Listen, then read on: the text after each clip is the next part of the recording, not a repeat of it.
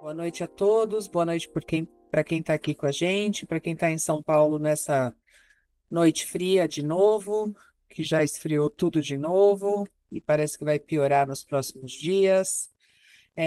Eu me propus aqui a falar sobre o meu tema de estudo do mestrado, que é inteligência artificial e direito autoral. É um tema ainda muito aberto a discussões e polêmicas, tanto aqui no Brasil quanto no mundo inteiro, tá? Então, fiquem à vontade para me questionar, perguntar. Não sei se vou ter todas as respostas, porque, como eu disse, ainda estou estudando isso. É, Quem sou eu, né? Eu sou uma executiva de 30 anos de experiência no mercado de mídia. Eu tenho. Opa, não sei se saiu aí para vocês. 30 anos de experiência no mercado de mídia. Eu migrei para o digital há 20 anos atrás, quando eu comecei a criar sites para as empresas que eu trabalhava. Fui para Folha Online, UOL, Exame, Veja São Paulo, fui para R7, lancei o R7 Play Plus, e sempre com essa missão de integrar os mundos físico e digital, desenvolver estratégias para as empresas. Atualmente eu estou no meu mestrado na PUC também, e o meu foco é ética e direito autoral.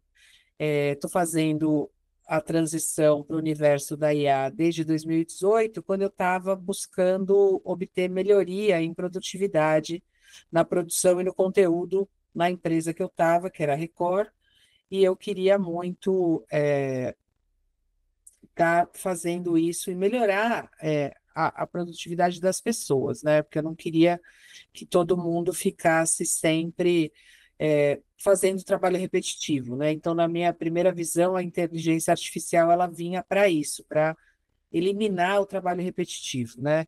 Hoje eu consigo olhar para outras coisas e a última produção que eu tive lá era a inteligência artificial para criação de conteúdo, usando a IA generativa para transformar o conteúdo da TV para o R7, para o portal.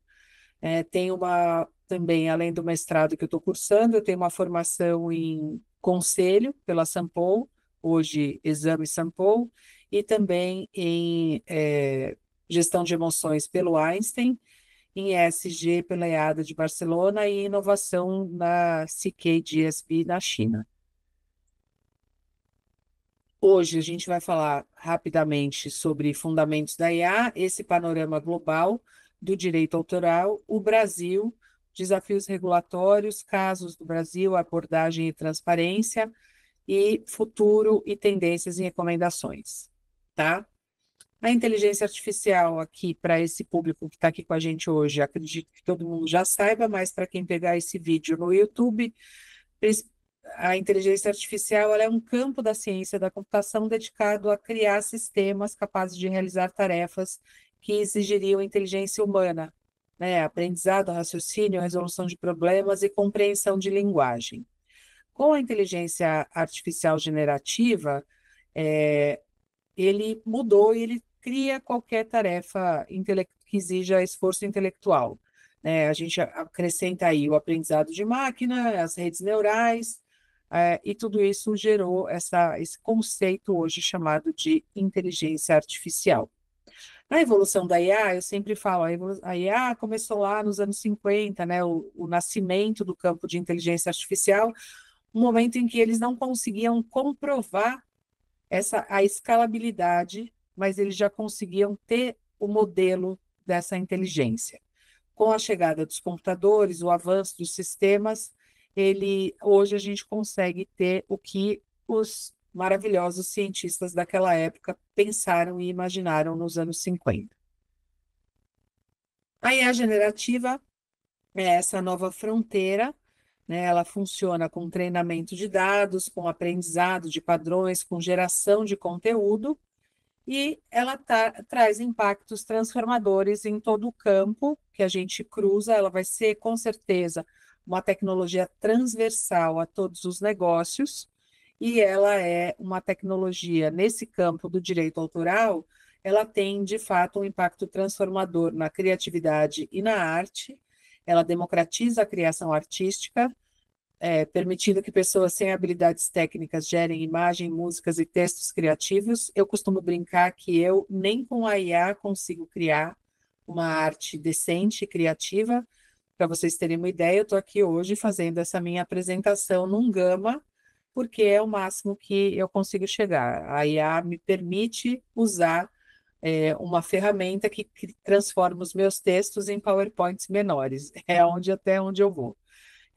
Na programação, ela acelera o desenvolvimento de software e na saúde, diagnóstico médico, ajuda as pessoas a fazerem gestão de negócios e o direito autoral, a privacidade dos dados e as questões éticas, elas aparecem cruzando todos esses campos como um desafio emergente. A inteligência artificial e o direito autoral, ela tem abordagens diferentes e por país, por determinado país ou região, né? Nos Estados Unidos, ela tem a abordagem é o fair use. Mas o que que é fair use? O que que é uso justo? É uma análise judicial caso a caso. Ah, eu vou usar isso aqui para uma coisa institucional, eu vou usar isso aqui para, como se fala? Para um fim comercial, para uma publicidade. Tudo é julgado caso a caso, e esse caso a caso vai ficando complexo, porque o que é o caso a caso, né, de cada um? O que que é o direito autoral de cada um, né? Quando a gente pega a pessoa, o que que ela entende, né, como uso justo, né? O fair use é exatamente isso, o uso justo. O que que é o uso justo para um pode não ser o uso justo para outro, né? A obra protegida, como romances, filmes, tem uma proteção mais forte do que obras informativas, como imprensa. A quantidade, tem que usar uma pequena porção da obra e não a parte central da obra. Então, o fair use é bem difícil de ser mensurado, principalmente para a gente que não está lá nessa gestão do dia a dia, né? As características principais, ele é uma abordagem bem flexível, por princípio, e ele tem uma alta dependência de litígio, porque tudo fica dependente da opinião e da visão de cada um, e o foco da inovação e do desenvolvimento de mercado. Na China, a abordagem regulatória é mais convencional, como toda a abordagem chinesa, né? Tudo governamental e centralizado, com planejamento estratégico do governo, e tem o controle estatal sobre dados e algoritmos, e é isso, né? Então, todo mundo tem amplo acesso a grandes volumes de dados, a interação com a IA com vigilância e segurança, foco em aplicações práticas e infraestrutura. China, do começo ao fim. Na União Europeia, eles lançaram agora o AI Act, que é a primeira regulação mais abrangente de inteligência artificial no mundo, né? Eles têm uma diretiva de direitos autorais no mercado digital e eles têm muita força no sistema de opt-out para mineração de conteúdo de textos e dados. Então, as pessoas têm essa liberdade, vamos dizer assim, ou ainda essa primazia de ter ou não o direito do seu dado estar sendo usado ou exposto, né? É uma abordagem com regras claras, transparente, com proteção de direito e um equilíbrio entre inovação e proteção. Não, não consigo mudar daqui. Nos Estados Unidos, o fair use, ele é, como eu falei, tudo decidido caso a caso, né, focado em quatro fatores, né? A transformatividade do mercado e o dano, a alta incerteza jurídica para desenvolvedores de inteligência artificial, eles têm controle reativo, né, judicial mesmo, vai para lá e depois negocia, e é uma transparência ultra limitada sobre dados de treinamento. Quais dados foram usados para treinar aquelas inteligências artificiais? E aqui eu paro um pouco para trazer para vocês um pensamento que eu tive, que é o caso do estúdio Ghibli, né? onde o próprio dono da OpenAI, o Sam Altman, ele colocou o avatar dele com a imagem à la GitHub e falou: agora o ChatGPT 4o está disponível para todos e pode gerar imagens. E naquele momento houve uma corrida de todos os usuários para gerar as suas imagens na cara do estúdio, né, com o look and feel do estúdio. E o que isso aconteceu? Eles venderam muitas assinaturas, porque isso era uma ferramenta que só estava disponível no plano pago. Por outro lado, o estúdio GitHub não tinha dado autorização para eles usarem aquela imagem. Mas se o ChatGPT gerou imagens com aquela natureza, com aquela característica, ele foi treinado com ela, certo? E aí, depois de muita crítica, depois de uma semana mais ou menos, ele falou: a gente deu rollback, a gente tirou isso de lá. Não, não tirou, né? Quem trabalha com tecnologia sabe que dar rollback é um inferno na Terra e mais um pouco. Imagina dar rollback em LLM, né? Eu acho isso um pensamento mágico. Eu escrevi sobre isso no meu LinkedIn. Depois eu até posso passar o link para Jennifer para a gente colocar no YouTube.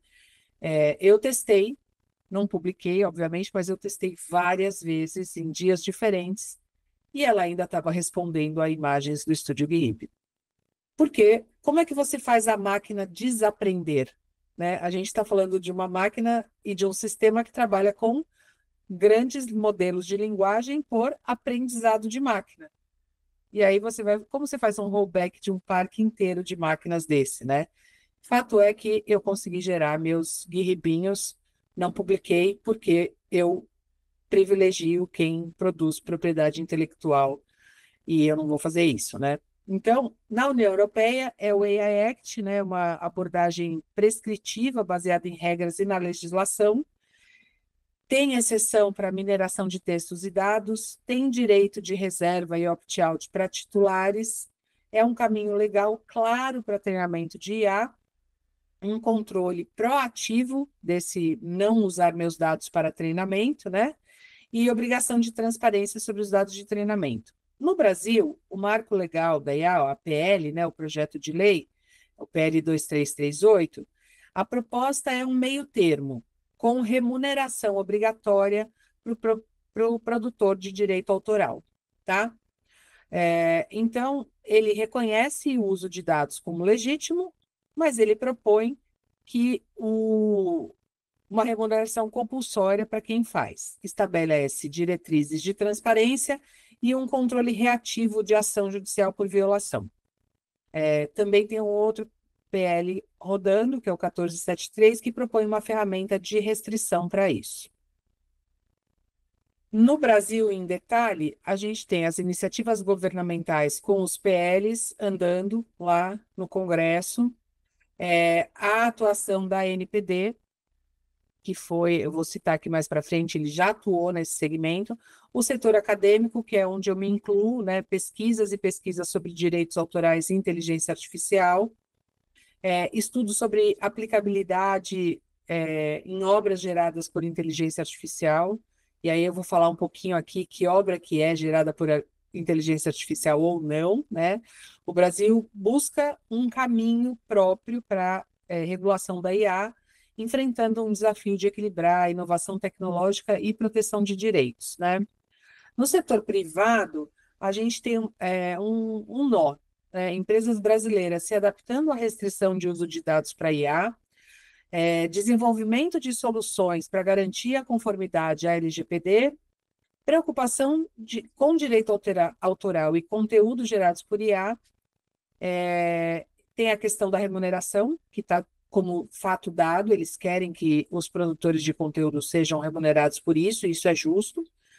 Diferentemente da doutrina de fair use, né, e do modelo de opt-out da União Europeia, temos também desafios de implementação técnica do modelo de remuneração e busca por um equilíbrio entre inovação e proteção de direitos.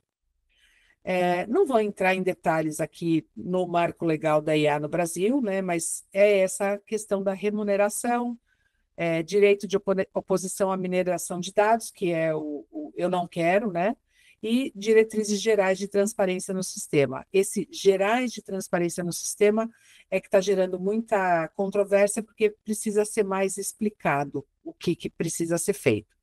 O Brasil não tem uma legislação específica para IA ainda, mas a ANPD e qualquer outra legislação é aplicável a qualquer violação de direito autoral no Brasil atualmente. Então, é Marco Civil da Internet, é o Código Civil, tudo que for lei é aplicável, tá? Não é que não tem a lei da IA, é que não tem lei.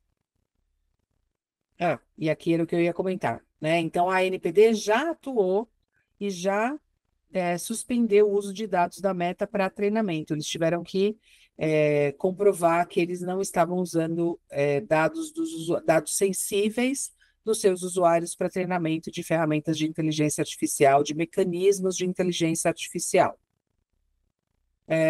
Na questão dos direitos autorais, o Brasil tem as suas séries de leis, como eu já falei nos últimos 2 slides. A União Europeia, ela tem o AI Act, a exceção da mineração de dados com opt-out, a transparência obrigatória, e obras puramente de IA não são protegidas por direito autoral. Aqui também mora uma outra confusão mundial. Então, existem defensores de que uma obra puramente gerada por IA, ela é do seu gerador. Tem gente que fala que ela é da plataforma, né? Então, o campo do direito ainda não se encontrou nesse caminho. Nos Estados Unidos, tem a doutrina do fair use, que é confusa, tem o Copyright Office, que protege exclusivamente para a autoria humana. Decisões recentes consideram treinamento de IA como uso justo, mas é extremamente perigoso. E o New York Times impôs, de uma certa forma, limites ao fair use com a OpenAI, e a OpenAI teve que pagar muito dinheiro para eles poderem usar o conteúdo do New York Times para treinar os seus dados. A Dinamarca, ela aparece no cenário recentemente, de umas 2 semanas para cá, se não me engano, eles apresentaram uma proposta pioneira de copyright do indivíduo. Então, eu vou até voltar aqui para ver vocês na plateia, nós como seres humanos, se dinamarqueses fôssemos, teríamos direito autoral da nossa imagem e da nossa voz. Então, isso é uma inovação muito recente, é um combate direto à deepfake, é uma proteção do ser humano, e é uma fusão entre o direito autoral e o direito de personalidade. É um sistema de licenciamento coletivo da pessoa estendido para opt-out. Eu achei isso super interessante, está sendo bastante estudado no momento e é muito factível para um país como a Dinamarca, ultra pioneiro, né, nesses quesitos, né? Enquanto o Brasil e os Estados Unidos adotam uma abordagem mais reativa para a proteção do direito autoral, a União Europeia implementa um sistema proativo com direito de opt-out e transparência obrigatória sobre dados de treinamento. No Brasil, tem o caso da Meta, que eu já falei para vocês, né, que a ANPD suspendeu o uso dos dados de usuários para treinamento de IA. As leis em andamento exigem consentimento para uso específico de dados pessoais. Então, é aquela coisa que ninguém lê termos de uso, né? Impacta diretamente no treinamento dos modelos. E os desafios são o equilíbrio entre a inovação e a proteção da privacidade, sempre, e a interseção entre direito autoral, dados protegidos e dados usados para treinamento, com essa necessidade de consentimento específico, né, da pessoa versus o volume massivo de dados. Quais são essas implicações para o desenvolvimento da IA no Brasil, né? O Brasil está alinhando a sua abordagem regulatória com tendências globais, isso é claro. Ele prioriza a proteção de dados pessoais. Os desenvolvedores de sistemas, ferramentas e plataformas de IA precisam incorporar princípios de privacidade desde a concepção, né, que é o Privacy by Design, que é desde o início, para ter consentimento adequado para uso de dados em treinamento. Quais são os desafios regulatórios da inteligência artificial? Quem é legalmente, vou voltar aqui que eu consigo ver vocês também. Quem é legalmente responsável por ações e criações de uma inteligência artificial? Somos nós ou é a plataforma?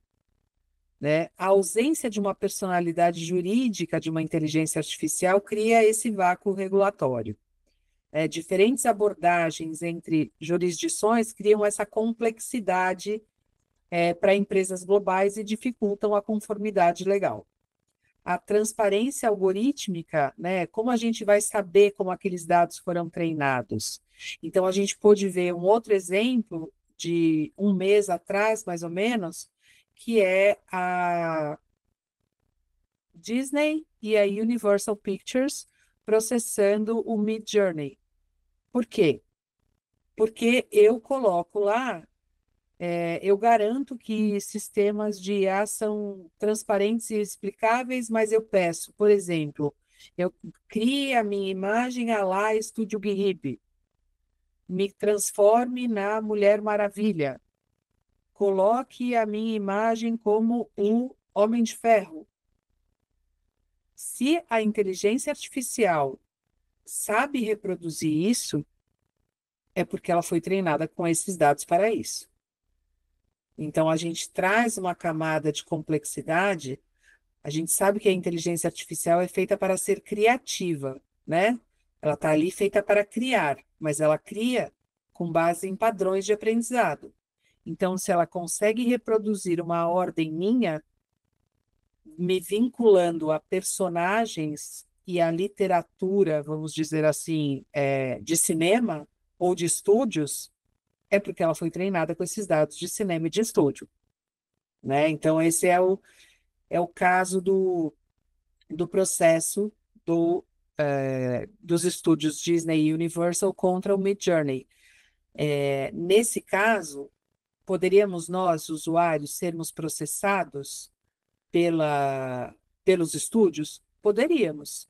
Só que é muito mais fácil eles derrubarem a plataforma do que procurarem usuário por usuário que usaram ferramentas de IA para fazer seus avatares nesse look and feel, né? Então, é como quase que tentar cortar o mal pela raiz, né? É não matar o mensageiro, mas é matar quem fez a mensagem, né? Praticamente isso. Então, nesse caso, é um caso grave de transparência algorítmica, né? Então, como que a gente vai? Não evita a dor de cabeça, né? Mas eles vão ter que provar na questão da construção da plataforma que eles não treinaram ou treinaram seus dados para poder reproduzir os personagens protegidos por direito autoral, né? Esse rápido avanço da inteligência artificial está superando de longe o ritmo da legislação, está criando lacunas regulatórias e insegurança jurídica para muita gente, para desenvolvedores e para usuários, está super complicado, em mim, gera uma ansiedade louca, que, né, a coisa só evolui, né? Então, eu coloco aqui, né? A lei não está sendo substituída, mas sim forçada a uma coevolução com a tecnologia, adaptando seus princípios seculares a um novo paradigma de criação. Mas eu acho que ainda estamos longe dessa velocidade desejada. O que é preciso, né? Precisamos trabalhar com transparência e explicabilidade em inteligência artificial, né, os conceitos de transparência, visibilidade de dados de treinamento, como o exemplo que eu dei agora, explicabilidade, a capacidade de entender e interpretar as decisões tomadas pelos algoritmos, e a auditabilidade, né, é a capacidade de verificar e validar o funcionamento dos resultados e dos dados colocados ali, né? Na União Europeia, o AI Act ele obriga a transparência sobre dados de treinamento para modelos de IA e de propósito geral. Os desenvolvedores devem publicar resumos detalhados dos dados usados. Os benefícios são enormes, né? Conformidade legal, confiança pública, proteção de direitos, melhoria contínua e tudo mais. Mas são desafiadores, né? proteção de propriedade intelectual, de segredo comercial, encontrar esse equilíbrio entre transparência e inovação, ter essa complexidade dos sistemas de IA modernos, tudo isso bem desafiador. A adoção generalizada da IA traz também aqueles desafios éticos de sempre, né? Os vieses algorítmicos, que é muito comum quando você faz aquele velho pedido que tem melhorado, mas ainda não está bom. Você entra na IA e fala: faça um grupo de brasileiros visitando uma cidade, não sei o quê. Eles colocam pessoas com cara de samba no Rio de Janeiro, vestidos no carnaval, né? Então, assim, isso é um viés também. Então, a máquina, ela só está fazendo aquilo porque ela foi treinada para fazer aquilo. Aquilo foi colocado no sistema como um viés brasileiro, né? Então, são pensamentos complexos ali. A gente tem que entender a responsabilidade, né? Quem deve ser responsabilizado, a questão da privacidade, que a União Europeia e a Dinamarca, agora ainda mais, já conseguiram achar um caminho bom, autonomia e supervisão humana, e a nossa parte aqui, a que me cabe, da questão da propriedade intelectual, né? Questões sobre autoria e titularidade de obras geradas por IA, além da legalidade do uso de dados protegidos, tem um desafio significativo aos sistemas legais tradicionais. A desvalorização do trabalho criativo humano pode ser um impacto. A ética não é um conjunto de restrições, é um guia para a criação em inteligência artificial. Eu acho que toda vez que você faz um prompt, que você faz um comando e que você coloca no contexto desse comando algum pedido, usando como referência uma obra protegida, você está violando o direito autoral. Esse é um princípio meu, assim, um pensamento muito forte que eu tenho, que vai... A máquina, a gente já não sabe como ela foi treinada. A gente também não sabe do lado de cá como que ela foi... quer dizer, a gente não sabe como a máquina foi treinada. Nos resta ter a nós aqui do lado de cada cadeira usar um princípio ético para fazer um prompt com ética e sem violação de direito autoral. Tendências futuras, né? Expandir o escopo de direito autoral, gerar proteção não apenas das obras, mas da identidade pessoal contra a replicação da IA, que é o modelo dinamarquês, ter novos modelos de negócio, mercados para licenciamentos de dados de treinamento de alta qualidade, ter licenciamento coletivo, soluções como licenciamento coletivo dinamarquês podem ser modelos viáveis. O Brasil precisa consolidar o PL, né, o Marco Legal da IA, e outros projetos para criar um sistema regulatório equilibrado. Recomendação de uma abordagem híbrida de direito autoral, potencial evolução para um modelo de remuneração que seja tecnicamente viável e justo para criadores. Inovação com responsabilidade, um ecossistema que equilibre o avanço tecnológico e proteção de direitos fundamentais.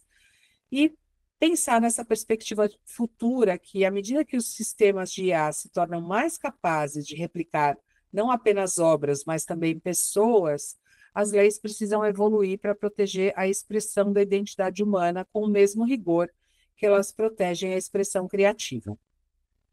Recomendações gerais para criadores de conteúdo: ter metadados legíveis para suas criações, documentar evidência de dano sempre, explorar licenciamento com direito para IA. Os desenvolvedores têm que ter uma transparência proativa, fazer due diligence de dados e implementar salvaguardas. Nós, usuários de IA, como eu falei agora há pouco, ter essa consciência de responsabilidade. Quem está sentado do lado de cada cadeira está ciente dos termos de serviço que transferem as responsabilidades por infrações para o usuário.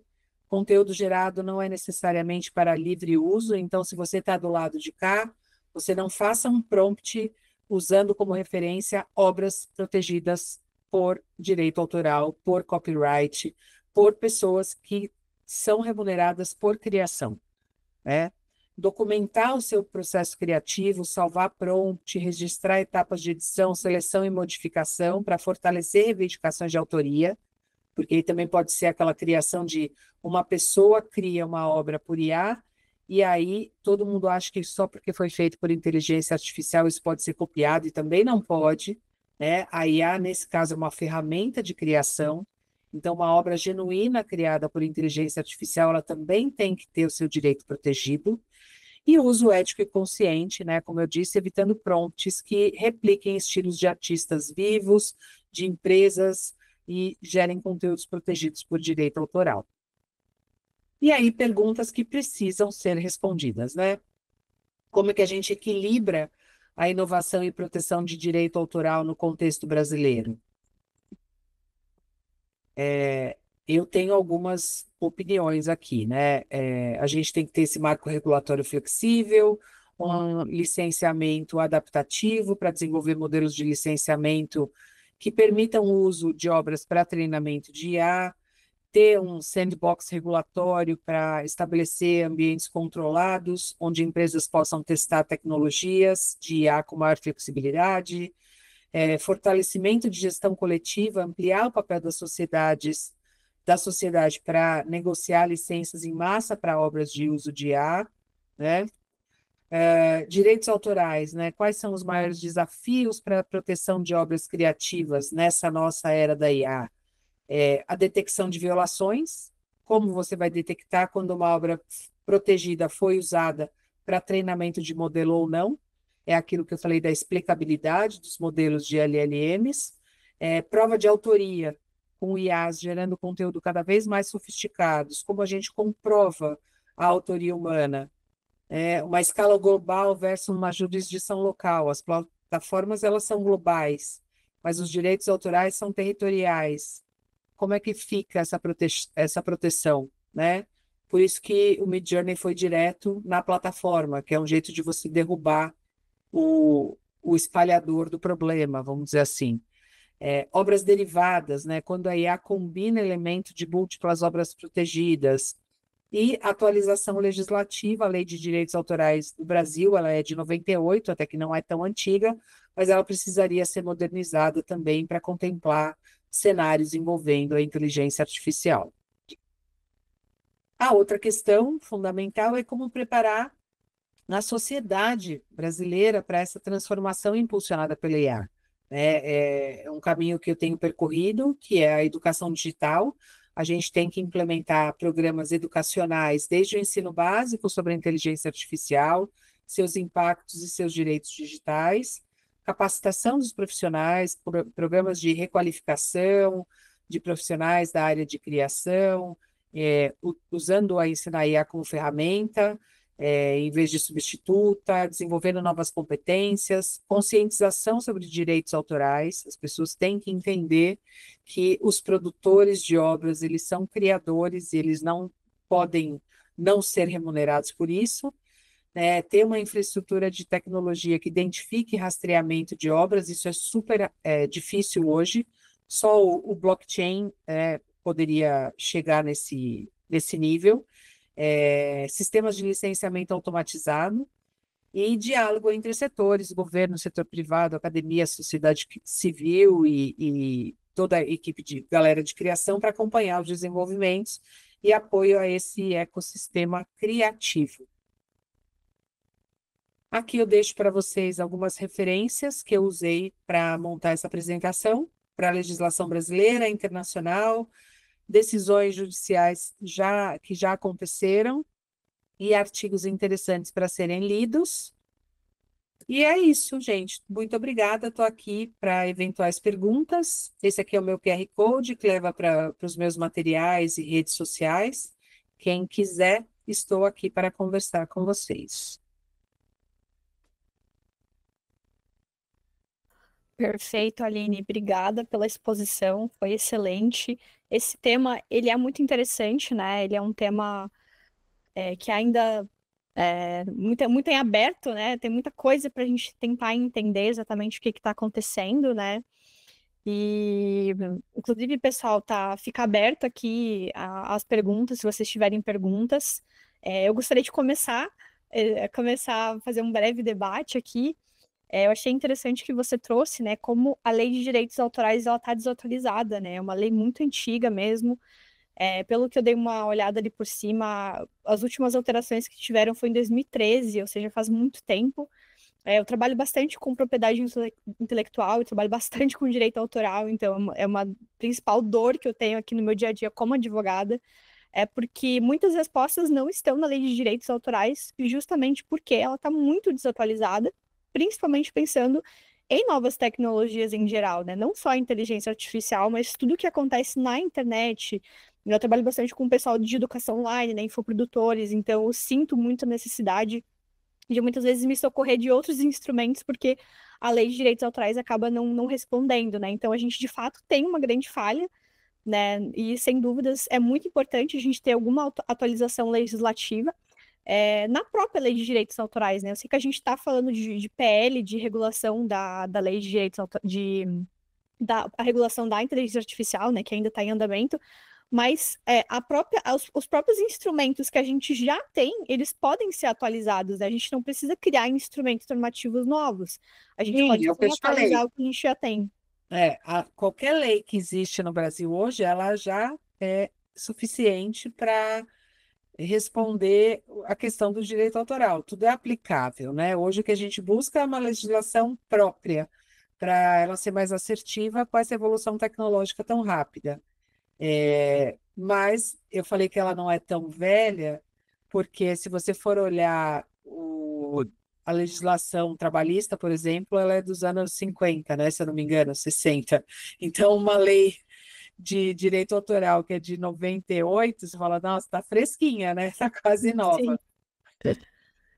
sim, Mas realmente. essa ansiedade eu também tenho. Todo mundo fala e comenta, vai se regular.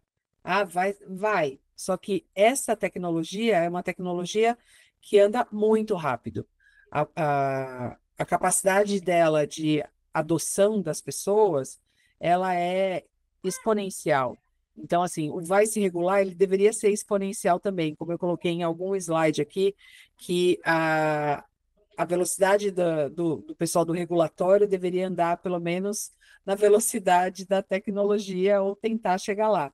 A gente tem um desafio, eu entrevistei o Dr. Luiz Fernando Prado no meu podcast, o IA Trendcast, que está aqui nesse QR Code também. Ele é da ABRIA, da Associação Brasileira de Inteligência Artificial, e ele é a interlocução da ABRIA no Congresso com a PL da inteligência artificial. E ele tem uma colocação muito interessante, né, sobre isso, sim, né? Ele fala ali, a gente tem um desafio, né? Se esse PL não andar bem até o final desse ano, o ano que vem é ano eleitoral. Então ele pode nem ser votado no ano que vem também, né? E aí, por outro lado, a gente também tem um problema, não vamos fazer tudo correndo, porque senão passa um monte de coisa e fica que nem a União Europeia toda travada, que não consegue colocar as coisas em prática. Então, mas realmente estamos com um desafio gigantesco em mãos, com uma tecnologia que anda muito rápido e uma questão regulatória que não acompanha e na boca do ano que vem ano eleitoral, uma peculiaridade nossa, bem brasileira, que a gente sabe que o Congresso para no segundo semestre, completamente, né? Então a gente tem um ano para resolver isso. E um ano em inteligência Exatamente. artificial, sabe-se lá o quanto que isso significa, né? Essa disparidade entre o direito e as novas tecnologias é realmente um grande desafio, né, que a gente tem enfrentado e está cada vez pior, né? E outra questão que eu ia trazer aqui também não sei se vocês viram recentemente que surgiram muitos vídeos sendo feitos com inteligência artificial e o exemplo mais caricato de todos é o da Marisa Mayô. Vocês já viram algum vídeo da Marisa Mayô? Sim, Muito caricata, muito, muito interessante. E aí surgiram discussões justamente de quem é o detentor do direito autoral sobre esse tipo de criação, né? Também pensando no lado do prompt, né? De quem está criando esse conteúdo junto com a inteligência artificial, que também é uma discussão interessante para a gente entender, né? Será que a pessoa que está ali ativamente digitando aquele prompt e fazendo essas criações, ela tem esse direito autoral? Será que a gente tem instrumentos normativos para Para mim proteger essa tem, proteção, né? para mim tem. É a mesma coisa que se a gente questiona, na minha visão, tá, gente? Na minha visão, quem tiver opinião contrária, por favor. É a mesma coisa se a gente questionasse quem usa o Premiere e o Photoshop, que aquela criação não é da pessoa, né? A gente só está falando que as pessoas estão usando uma inteligência artificial generativa. Até o exemplo que eu citei aqui foi pensando na Marisa Maio. É um cara, um criador, eu não o conheço, mas é um cara que trabalha com roteiro, ele faz criação, ele está nesse mercado há um tempo e ele criou e usou a plataforma para a criação. E teve gente que já copiou coisas dele no dia seguinte, 2 dias depois. É uma violação de direito autoral do mesmo jeito. Se a gente for trabalhar por analogias, como o direito gosta de trabalhar para entender as coisas e tal, é a mesma coisa que a gente falar que a pessoa que está usando Photoshop e Premiere não está fazendo motion, não está fazendo arte, não está fazendo qualquer coisa assim. É uma ferramenta. Só que é uma ferramenta dos tempos de hoje, dos tempos autorais. Ela só precisa trabalhar com a explicabilidade dos dados de treinamento que ela foi treinada. Para mim, a questão é atrás, né? Esse middleware, no caso do criador, para mim é a mesma coisa. Perfeito, eu penso da mesma forma, realmente faz total sentido, né, da gente pensar que realmente, de fato, há uma criação, né, do espírito, como a lei utiliza, né, só que a inteligência artificial acaba fazendo o meio de campo ali, só sendo uma ferramenta, né, e realmente é muito legal, e o futuro é que cada vez mais criações tidas como direitos autorais, né, pela perspectiva da lei, sejam criadas aí pelas ferramentas de inteligência artificial. Pessoal, mais alguma pergunta? Alguém tem alguma consideração para agregar aqui no assunto? Fiquem à vontade. Acho que só comentar, né, que o nosso grande objetivo aqui é facilitar a jornada das pessoas com o uso de ferramentas. Eu recentemente falei com o professor Alexandre de Miceli, que é de governança corporativa, e ele tem falado muito no sentido de que inteligência artificial é meio, né? Ela não é fim em si mesma. Mas a IA, ela não vai criar cultura, ela não vai criar rapport com as pessoas, ela não vai criar isso, porque no final do dia, quem faz isso de fato é o ser humano. Mas veja, com tudo que a Aline trouxe, né, sobretudo sobre a responsabilidade da criação do conteúdo, né, de tudo que ela falou aqui, é, faz a gente sair um pouco da zona de conforto e do pensamento crítico, né? Cara, será que eu estou sendo fair também no próprio uso da ferramenta, eu mesma sendo fair, escrevendo lá um texto bonito e dizendo, será que eu vou dizer que fui eu que escrevi ou foi uma inteligência artificial a partir de uma ideia que eu trouxe? Tem todos esses desafios, né, sobretudo na governança, né, na proteção de dados, na própria regulação em inteligência artificial. Pergunta que ela fez, né, quem é responsável se der ruim, né? Vou resumir aqui de acordo com a minha fala, né? Se der ruim, quem é que vai ser responsável? Quem é que vai se responsabilizar se alguma coisa acontecer em termos de reputacional, né? Então, esse é um movimento que a gente precisa muito, muito de pensamento crítico também, né? Mais do que saber fazer, isso é muito importante, mas o pensamento crítico de como que a gente usa isso para dentro das jornadas, né? E se de fato aquilo ali é correto, é coerente, a entrega da IA é coerente. Então, assim, a Aline, não preciso nem dizer, né? Deu um super show aqui, e mais do que um show, é um show de tecnicidade, né? De quem sabe fazer, de quem está mexendo com isso há muito tempo. Eu não sei se você apresentou direitinho, né, Aline? Porque você falou que você foi a criadora, né, do portal, né, do IG. Você falou isso, né? Eu não Falei. ouvi. Eu tinha no começo, eu ia até comentar, a Gladys sabe disso, eu queria fazer o meu mestrado em governança e ética. E aí depois eu fui convencida pela minha orientadora, Dora Kaufmann, a ficar em direito autoral. Só Essa é a minha, adoro. Essa é a minha vida, é a minha jornada. Eu trabalho há 30 anos com propriedade intelectual.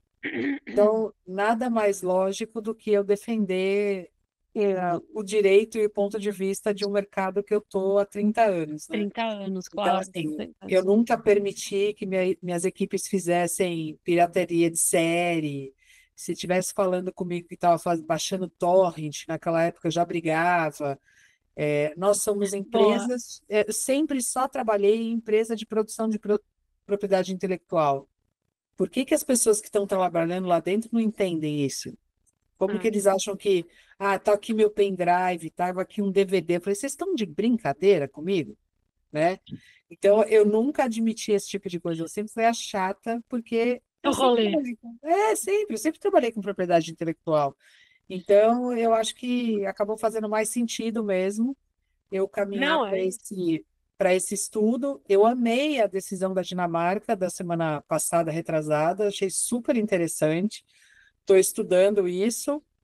E são essas coisas que eu dividi aqui com vocês e com a Jennifer, que tem, assim, como que essas máquinas foram treinadas, como que nós, usuários da IA, nos comportamos, né? Então, assim, as máquinas deveriam não ser treinadas com dados com copyrights protegidos. Nós não deveríamos fazer prompts pedindo citações explícitas de obras, né? Mas o Dr. Luiz Fernando, ele me contou ali no podcast, eu recomendo muito que vocês ouçam, porque é uma aula. Ele fala, eu posso não pedir uma obra de Romero Brito, mas eu posso descrever exatamente um quadro de Romero Brito e ela vai sair, porque ela foi treinada para aquilo. Uhum. É. Então, assim, é um buraco lá embaixo mesmo, lá atrás da cadeia de suprimentos, tá bem lá atrás. Então, eu acho que a gente, como usuário e como mentes pensantes do sistema, a gente tem que fazer a nossa parte. E para quem está ligado na regulação da IA, da própria regulação Brasil, né? A gente está fazendo uma tropicalização daquilo que já está feito pela União Europeia. Como Tem sempre, algo- né? LGPD foi a mesma coisa. Exato. E a gente tem uma preocupação, né, não só sobre a ferramenta em si, mas a construção, quer dizer, é um passo anterior a isso, a construção do algoritmo. E recentemente, pessoal, eu até fiquei muito feliz nisso, eu tirei uma certificação da ISO 42000, né, que é exatamente Sistema de Gestão em Inteligência Artificial. E eles tratam exatamente sobre o aspecto, né, do anterior, ou seja, quem é a pessoa que está lá atrás programando? Será que ela tem todas as habilidades e a sensibilidade de olhar, seja para desenvolver um algoritmo ou uma ferramenta para seleção, recrutamento e seleção, que é o que a gente vê, um monte de problema, né? Enfim. E trazendo, sobretudo, acho que o espectro da questão dos conteúdos autorais, a gente percebeu, e a Aline acho que é especialista nisso, aquela enxurrada, né, aquele caminhão de textos incríveis dentro do LinkedIn, por exemplo, mas que, sabe, no final do dia, você não faz um call to action, você não tem uma chamada de ação, você não gera rapport, você não gera interação com o usuário. É simplesmente um monte de texto escrito dizendo, teoricamente, que aquela pessoa é super expert naquilo, quando na verdade não é. Então, a gente precisa olhar, sobretudo nessa questão do direito autoral e nesse panorama de desafios, oportunidades, perspectivas, o quanto que é importante essa matéria para dentro do nosso comitê, para dentro do nosso espectro aqui. E como eu sempre digo, né, gente, ecoar o que for importante, ecoar aquilo que realmente faz sentido.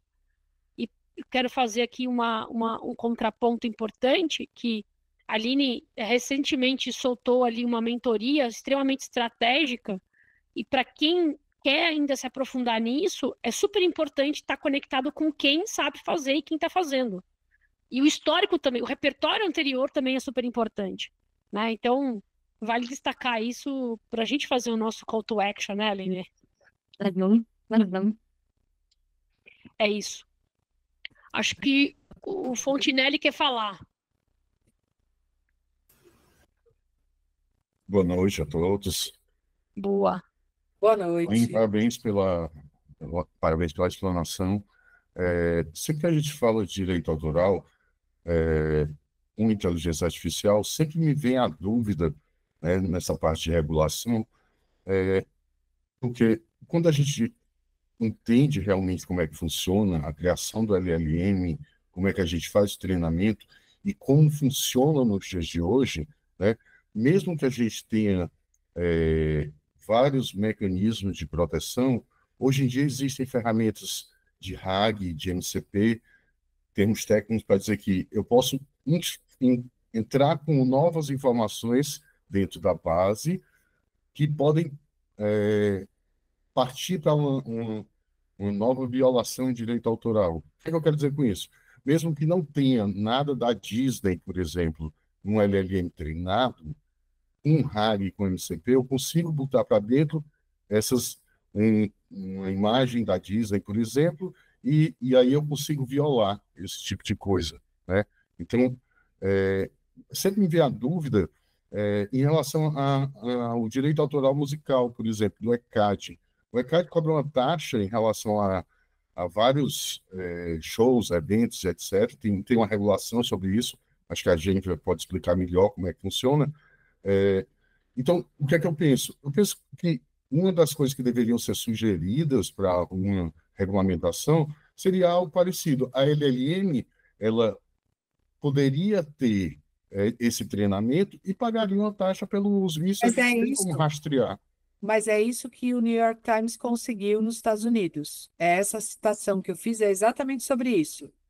Então, da mesma forma que o Brasil está brigando por isso também. E eu fiz essa colocação nessa questão da legislação brasileira que está em tramitação. Um dos pontos é esse, é cobrar por treinamento. Então, você quer usar dados protegidos, dados com copyright para treinamento, as empresas vão ter que pagar, as plataformas vão ter que pagar. Então, esse é um dos pontos que está sendo discutido aqui, e foi isso que o New York Times já conseguiu da OpenAI nos Estados Unidos. É um pouquinho diferente, Aline, o que eu estou colocando. É Desculpa, levemente então não diferente. entendi. Não é exatamente sobre o treinamento, né? É sobre a geração, sobre o É sobre a generativo, é isso? geração. Isso, Tá, exatamente. Ele entendi. pode. Aí a sua analogia com o ECAD seria ótimo. Isso. Seria ótimo, realmente. Se eles conseguissem, a gente não tem a rastreabilidade, né? Mas se eles conseguissem fazer essa rastreabilidade de saída, né? Seria excelente. Porque, em tese, eu posso ter rastreabilidade e posso, inclusive, dar uma visibilidade nessas novas ferramentas que eu estou te falando. Se a LLM, por exemplo, não for treinada com o universo Marvel, mas eu boto um RAG para minha própria base de universo Marvel gerar uma imagem na LLM que não foi treinada para isso, ela consegue também dar essa rastreabilidade na geração. Então, mesmo que não tenha sido treinada, e eu jogo uma base para dentro, use o MCP para chamar uma função, fazer uma chamada para algo que treine ela posteriormente com a minha base Marvel legal, ela vai ter essa rastreabilidade. Então, eu falei no modelo ECAD porque seria exatamente isso. Eu cobro algo para treinar, mas cobro algo na geração. Isso ficaria talvez com uma maior rastreabilidade para poder ter uma proteção mais efetiva, vamos dizer assim, como Eu o direito autoral. vou colocar esse ponto aqui no meu mestrado, vou pesquisar. Boa, Fontinelli, obrigada. Obrigado a você, Aline. Parabéns. Obrigada. Pessoal, mais alguém tem alguma dúvida? Aproveitem aí a Aline, uma expert no assunto. Eu de novo. Fique à Eu fiquei só vontade. com dúvida. Eu fiquei só com. Eu gosto de perguntar, porque realmente eu me interesso pelo assunto. Eu fiquei com dúvida em relação à regulação nos países asiáticos. Você falou da China, eu não entendi bem Não, eu só como que é falei da regulado. China, porque lá é tudo pelo governo, né? Então, não tem, o direito autoral, a propriedade intelectual, a TV estatal, então tá tudo bem, né? Tá tudo regulamentado e a boca da saída é a mesma, né? O governo é sócio das empresas lá, né? O modelo empresarial é outro. Então, tipo de psique, o governo é um sócio. né? Alibaba, todas elas o governo é participante, ou o executivo da companhia ele é membro do partido, né? A estrutura corporativa lá é diferente. Então, tudo é sob controle do governo. Então, ok. Isso quer dizer que não tem direito autoral? É tudo do governo. Não, ok, eu entendi essa de ser tudo do governo. Eu só não entendi se. Ah, então, por conta disso, eu não pago, não sai de uma mão do governo para ir para outra mão do Ah, governo. sai, Essa troca de entendi. mão. Sim, sim, sim, troca de mão. Troca de mão.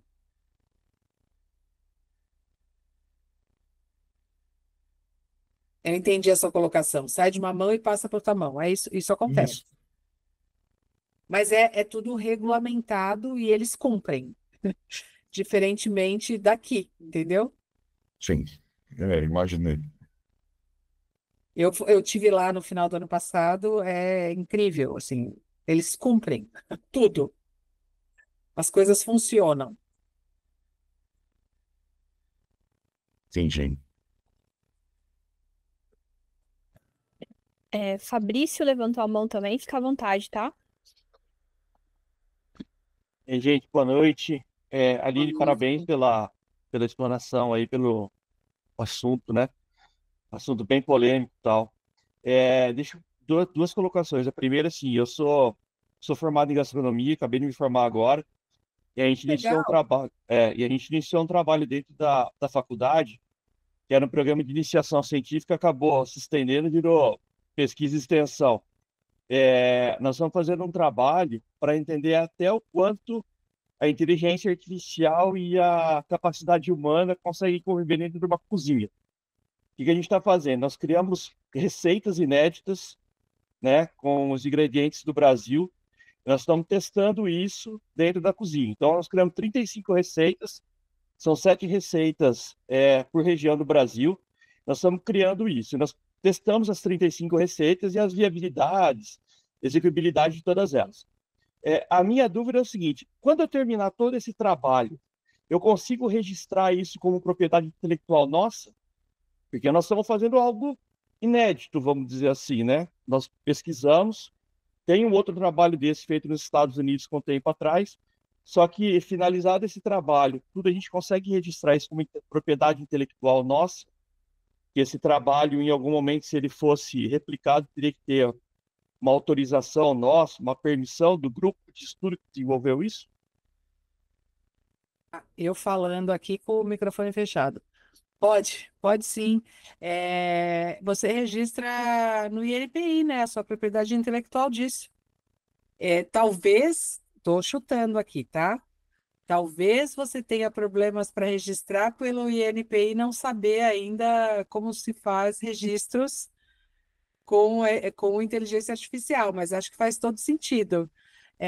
Eu gosto muito do tema, depois eu quero saber mais. Eu estou colocando aqui, eu tenho meu lado B, que é o meu blog de gastronomia, que está lá na R7 ainda, e eu fiz uma brincadeira desafiada por um dos meus entrevistados, que era, pô, usa o ChatGPT para ser criativo, né? E você que é formado em gastronomia, você vai entender. Existem aqueles conceitos clássicos de combinações que não funcionam. Depois eu não sei se você está no grupo de IA da PUC Angels e tal. É. Tá, eu vou te procurar lá. Eu te compartilho o chat que eu troquei ideia com ela para você ver a interação toda, né? Então, existem essas questões. Olha, tá bom, existem as combinações clássicas que todo mundo fala que não funciona, mas o que que você faria para isso funcionar? E aí, você que cozinha, eu que cozinho também, a hora que você lê, você fala, porra, não é que faz sentido esse negócio, né? É um pouco na linha do que você está fazendo, mas com ingredientes brasileiros. Eu fiz da gastronomia como um todo, e faz sentido, porque ela é inteligente, né? Ela pensa probabilisticamente, ela traz possibilidades, ela tem um repertório muito maior que a gente, e aí chega no ponto que vocês vão chegar, que é reproduzir esses 35 pratos, né? Que é muito legal. É muito legal. Adorei, quero saber mais. Mandei aqui no Inclusive, chat o link do meu post com 10 combinações improváveis. nós apresentamos esse projeto no Fórum Internacional de Turismo, agora em junho, lá em Foz do Iguaçu. Foi bem legal Que lá, legal, a que divulgação legal, dele. que Bem legal. legal. Parabéns, parabéns. Valeu. Isso aí, muito legal. Trazendo a gastronomia, tema interessante, hein? Que massa. Top Pessoal, demais. mais alguma pergunta, mais alguma consideração? Se não, a gente vai encerrar por aqui. Tema excelente novamente, Aline. Obrigada pela disponibilidade. Obrigada a É, foi você, maravilhoso mesmo. Jennifer, Aprendemos Gladys. muito. E fica o convite, pessoal, para buscarem a Aline, se inscrever no canal dela, do podcast, né? Vi que tem vários temas interessantes ali. Ela trouxe o link, eu vou reforçar também no nosso grupo para vocês se inscreverem no canal dela, buscarem ela nas redes sociais, no Instagram, né, Aline? Tô lá E no grupo continuarem de IA acompanhando. também. Tô no grupo de IA da PUC Angels. Mandem mensagem para mim, me marquem, porque são muitos grupos. E aí eu vejo a arrobinha lá, aí eu respondo, tá bom? E aí a gente se conecta. Perfeito. É isso Obrigada, aí. Jennifer. Obrigada, Gladys. Boa noite. Boa noite, pessoal. Obrigada.